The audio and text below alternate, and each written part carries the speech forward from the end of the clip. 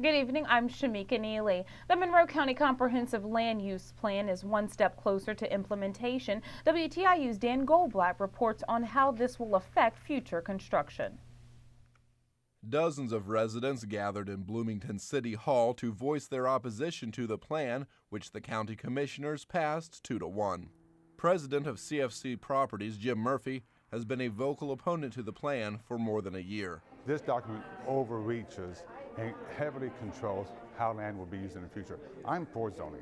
I'm for planning. I want it.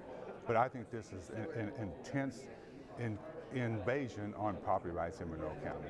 Many people who spoke against the new plan took issue with language that says new grades must not have a greater than 15% slope. Commissioner Mark Stoops, who voted in favor of the plan, says it will ensure responsible development in the county for the next 2 decades. Well, part of it is that in the rural areas, no longer will there be the large cookie cutter style developments allowed. One reason is rural preservation. The plan now moves to the Plan Commission for a final review. For WTIU News, I'm Dan Goldblatt. 5 state legislators were in Bloomington this morning to brief voters on the session. Joel Bustamante reports.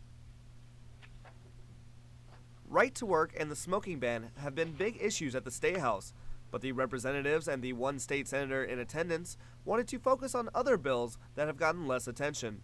Democratic Representative Matt Pierce from Bloomington says all the proposed education legislation should be sending red flags. What essentially we're seeing in drips and drabs is a concentration of power within the Commission for Higher Education that I think very shortly will result in that commission essentially becoming a de facto board of regents. I think we're going to wake up one morning and find that the board of trustees of each of our state institutions are going to have lost some discretion to actually run their institutions the way they think's best. Indiana University receives 18% of its funding from the state. Pierce says that compares to the almost 50% they received 30 years ago.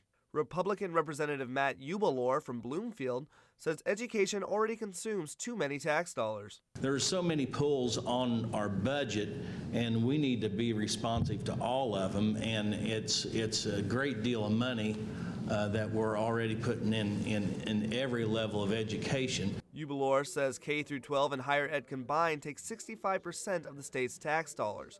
For WTIU News, I'm Joel Bustamante.